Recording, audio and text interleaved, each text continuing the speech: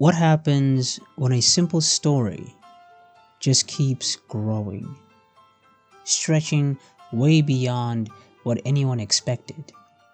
What happens when a show about ghosts and a couple of brothers on a road trip starts out small, then suddenly ends up rewriting heaven itself? That's what a little show called Supernatural managed to pull off. Somewhere along the line, this Monster of the Week series morphed into something way bigger. At its peak, the show built one of the most gripping takes on biblical mythology you'll ever see on TV.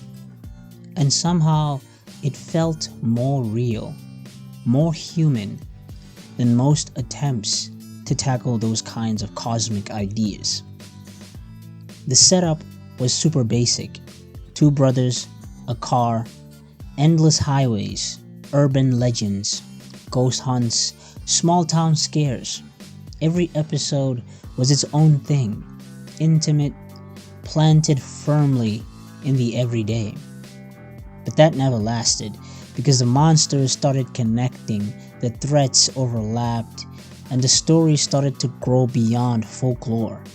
Pretty soon, demons weren't just bad guys, they were part of a bigger system, a hierarchy. Out of nowhere, the show blew open its own doors. Heaven, hell, prophecy, apocalypse. Suddenly, the world was massive.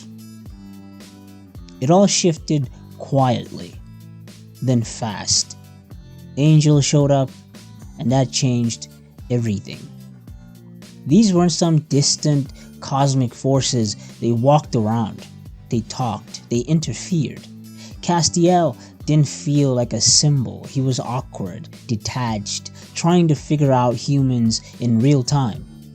Lucifer also brought something to the table.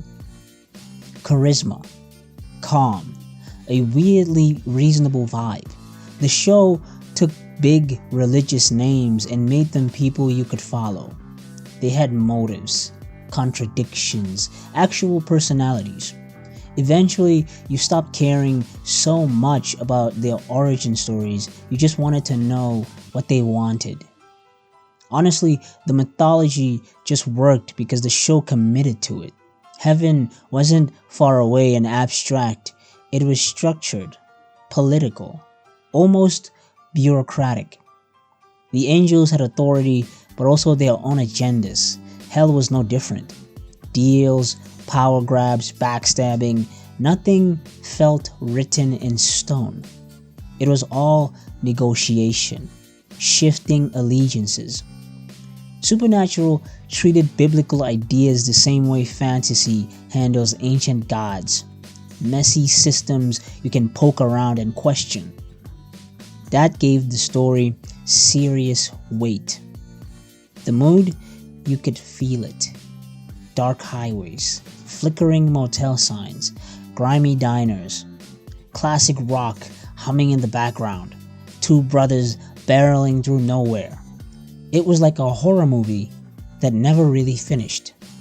It just kept cruising along. The old school TV look gave everything a rough texture, made the madness feel real. If you stuck with Supernatural, you saw all kinds of people pass through. Actors who later blew up, faces from other cult shows, even musicians. For an episode, they were a part of the world, then gone. It made the show feel weirdly connected to something bigger. Like, just for a second, everything linked up before fading back into the TV void. For a lot of fans, everything pointed to one stretch, the first 5 seasons, one big arc, a clear direction. Every demon, every prophecy, every warning built towards the apocalypse. Then it finally hit. Swan Song wrapped things up in a way that felt earned, like the show always knew where it was heading. Past that, things got shakier. The story kept rolling, but under the hood, the structure started to loosen. New arcs, new monsters, but they never hit quite as hard. Chuck Shirley showing up changed everything. Suddenly God's part of the plot, present, active, and totally involved. And yeah, something did shift with that. Choices started feeling smaller. Events started feeling nudged along. There was this sense of a bigger plan pulling the strings, and the more the show leaned into that, the harder it was to shake. At the start, it was Sam's story. Then over time, it became Sam and Dean's story, split right down the middle. Later on, that balance faded. Sam felt more like a supporting player. He was around but not calling the shots. Their relationship got tighter, more dependent, but there was this underlying tension that never really left. As the plot ballooned, not everyone got to stick around. Some characters faded, others vanished. Jody Mills, Ellen and Joe Hervell, Meg Masters, Ruby, Charlie Bradbury, they all showed up with purpose, but over time, their roles shrank. Just helpers, just solutions, and then gone. The final stretch carried a different heaviness. Everyone had expectations, questions hung in the air. When it finally wrapped, fans were split. The brothers went their separate ways. One moved on, one stayed. A normal life became possible. But for a lot of people, it did not feel resolved. It felt like something was missing, like there was space between the ending and what people really wanted. Obviously, time smooths over the bumps, nostalgia covers up the rough spots, but when you take a step back, you can still see them. The later seasons had a tougher time holding on to clarity, direction, and purpose. Even so, the impact never faded. 15 years, a world that kept expanding, a story that reached way further than anyone expected. Supernatural started out tiny, just two brothers, a car, a handful of stories. But somewhere along the way, it turned into something huge, a wild mythology, a cosmic battle, a world, a whole new spin on ancient lore. For a moment, it all clicked.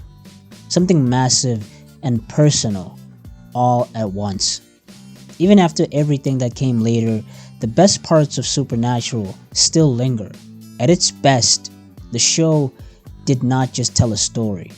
It built a world people actually believed in. If you agree with me, please let me know in the comments. If you disagree with me, let me know in the comments. But remember, thank you for giving me your time today. Peace.